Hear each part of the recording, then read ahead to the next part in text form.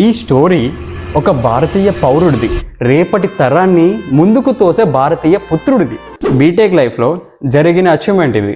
ఈ అచీవ్మెంట్ని ఇప్పుడు నేను షేర్ చేస్తున్నా, వినండి. దానికన్నా ముందు ఈ ఛానల్ని సబ్స్క్రైబ్ చేయండి. అబ్బాయి పేరు చిట్టి, అమ్మాయి పేరు సన. కంప్యూటర్ని కూడా ప్రేమలో పడేసే సౌందర్య రాశి. ఈ స్టోరీ అంతా ఒక బీటెక్ కాలేజ్లో జరిగింది. హాయ్, నా పేరు చిట్టి, నా వయస్సు 22. నా స్టోరీ 2021లో స్టార్ట్ అయింది. సరే, బీటెక్ లైఫ్, కొత్త మురుపం, కొత్త కాలేజు, కొత్త ముఖాలు, సరే అని కాలేజ్ మెట్లు ఎక్కుతున్నా. అప్పుడు ఎంట్రీ ఇచ్చింది భయ్యా. అది నా లైఫ్ని చేంజ్ అయ్యే మూమెంట్. అది నవంబర్లో క్లాసులన్నీ అయిపోయినాయి, హాలిడేస్. ఇక కాలేజ్ అయిపోయింది, నేను ఇంటికి పోదామని స్టెప్స్ దిగుతున్నా. కథం హీరోయిన్ మెట్లు దిగుతాను. ఆమె పేరు సన, నా సీనియర్. ఆమెను చూసిన తర్వాత నా కళ్ళు తిప్పలేకపోతాను నేను, అంత బాగుంది. అదే రోజు దేవులాడి ఆమె ఇన్స్టాగ్రామ్ కనుక్కోగానే రిక్వెస్ట్ పెట్టగానే యాక్సెప్ట్ చేసింది. అప్పుడే పట్టాల్సింది నేను, ఇది ఎంత షార్ప్ అని. రిక్వెస్ట్ యాక్సెప్ట్ చేయగానే నేను షాక్. ఇక నేను ఇన్స్టాలో మెసేజ్ చేసిన, హే ఈరోజు నేను కాలేజ్లో చూసిన అని చెప్పగానే రిక్వెస్ట్ యాక్సెప్ట్ చేసి మెసేజ్కి రిప్లై ఇచ్చింది, హే అవునా అని చెప్పి. నేనేమన్నా ఒకటే మాట, అద్దిరిపోయినావు అనగానే థ్యాంక్ యూ అని అన్నది. కథం భయ్యా, నా జీవితాన్ని ఓడిపేసింది. ఒక్క రిప్లైతో స్టోరీ స్టార్ట్ అయిపోయింది. తర్వాత కొన్ని డేస్ తర్వాత నాకు తెలిసిన ముచ్చట ఏంటంటే, దానికి ఇదే కాలేజీలో మా సీనియర్తో బ్రేకప్ అయిందని. నేను షాకు. అప్పుడు నేను తెలిసినా కూడా ఏం చేసినా భయ్యా, బచ్చా కానీ నాకేం తెలియదు. దానధర్మాలు దాదన్నట్టు ఏం కాదు, లైఫ్ ఇద్దామని చెప్పి నేను అట్లా కంటిన్యూ చేసుకుంటూ పోయాను. తర్వాత కొన్ని డేస్ తర్వాత మేము బాగానే ఫోన్లు మాట్లాడుకున్నాం, మెసేజ్లు చేసుకున్నాం. పైసలు నా జేబులోకి వెళ్ళి తీసినా, ఖర్చులు అయిపోయినాయి, అప్పులు అయినాయి, ముద్దు ముచ్చట్లు అయినాయి, ఇంకా చాలానే అయినాయి, కానీ అక్కడ మెన్షన్ చేయలేదు. అని అయినాయి, బాగానే అయినాయి. కొన్ని రోజుల తర్వాత జనవరి 2022లో మేము కలిసినాం. ఫిబ్రవరిలో నేను ప్రపోజ్ చేసిన ఆమెకి.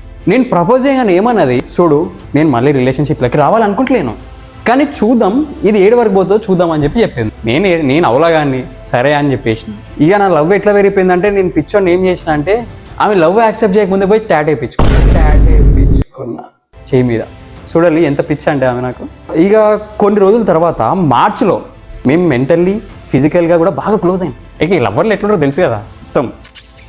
తర్వాత ఇట్లనే కాలేజీ పోతానా, తర్వాత ఒకడు వచ్చి నన్ను దొడపండు కొట్టిండు. ఒకడు ఎవడీడు ఎందుకు కొట్టిండన్నా అని చెప్పి చూసిన.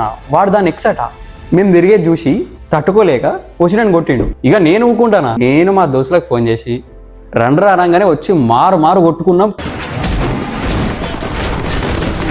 కాలేజ్ మొత్తం టామ్ అయిపోయింది. కాలేజీలో పుకార్ మొత్తం చిట్టి ఉన్న సన లవర్స్ అట్ అని చెప్పి మొత్తం పుకార్ చేసిరు. ఇక జూలై మంత్ వచ్చింది భయ్య, సన బర్త్డే మంత్. ఇక నాకు ఆగలే. ఆ మంత్ మొత్తం నేను సాధించినట్టు అంత ఎగ్జైట్మెంట్ వచ్చింది నాకు. ఏదో ఒకటి చెయ్యాలి సనా కోసం అని చెప్పి, పీకుదామని చెప్పి. నేనేం చేసిన, నా ప్రేమ ప్రూవ్ చేయడానికి ఇంకో టాటూ వేసుకొని వచ్చే మీద కాలేజీలో ఛాతి లేపుకుంటా నడుచుకుంటా పోయి సనాకి చూపించిన, ఇదిగో నా లవ్ అని చెప్పి, బర్త్డే గిఫ్ట్. ఇక ఆమె షాక్ అయి, ఎందుకు వేసుకున్నావు చిట్టి, అవులగాన్వా అని చెప్పి. అవులగాన్వా, నేను వేరేవాడికి ఎస్ చెప్దామని రెడీ అవుతున్నా అని చెప్పింది. వేరేవాడికి ఎస్ చెప్దాం, నేను అవుట్ భయ్యా. నాకు గడగడలాడిన కింద హెడ్ షాట్ పడ్డది. నాకు అర్థం కాలేదు, ఎవడీడు ఏడికెళ్ళి వచ్చిండు, నేను రోజులు దీంతోనే ఉన్నా కదా, నాకు తెలియకుండా ఎప్పుడు వచ్చిండు, నేను నీ పక్కనే ఉన్నా, నాకు తెలియకుండా వాడెప్పుడు నిన్ను మూసిండు, లేకపోతే వాడే మూసిండా, లేకపోతే నువ్వే మూసుకోపోయినావా వాని దగ్గర అని చెప్పి నాకు మైండ్ ఒకటే తిరుగుతుంది. ఇక సన అన్నది, వాని పేరు బబ్లు, వాడు నా స్కూల్ ఫ్రెండ్, బట్ 2020 నుంచి నాకు టచ్లో ఉన్నాడు అని చెప్పాను. నేను ఇప్పుడు మెయిన్ లీడ్ అనుకున్నా ఆమె లైఫ్లో. నేను టైంపాస్ అని అప్పుడు అర్థమైంది నాకు. నువ్వు నాతో టైంపాస్ చేసినావా అని అడిగిన. నాకు తెలియదు, ఇదంతా టైంపాస్ తెలియదు, ఇదేం తెలియదు అన్నాడు. నేను షాకిగా, నా గుండె పగిలిపోయింది. నేను ఆడికెళ్ళి జేబులో 2 జేబుల చేతులు పెట్టుకుని నడుచుకుంటూ పోయినా. నేను ఇక నడుచుకుంటూ పోకుండా ఏం ఆలోచించిన, నా డబ్బులు పోయినాయి, నా అప్పులైనాయి, నా చదువు పోయింది, అన్నీ పోయినాయి, కానీ బాధ మాత్రం నాతోనే ఉన్నది. Best friend. నేను ఏమంటున్నా అంటే, ఈ జనరేషన్లో లవ్ అంటే ఈజీ అయిపోయింది. డబుల్ ట్యాప్లో ఫీలింగ్స్, సింగిల్ ట్యాప్లో బ్రేకప్స్. ట్రస్ట్ ఒక్కసారి విరిగిందా మళ్ళీ రాదు. అది ఇది జస్ట్ స్టోరీ కాదు.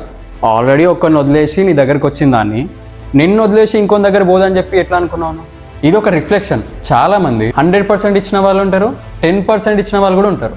సంతోషపడు, స్లోగా లవ్ చేయి, స్లోగా ట్రస్ట్ చేయి. సో బాధపడకు, లైట్ తీసుకో, లైట్ తీసుకో.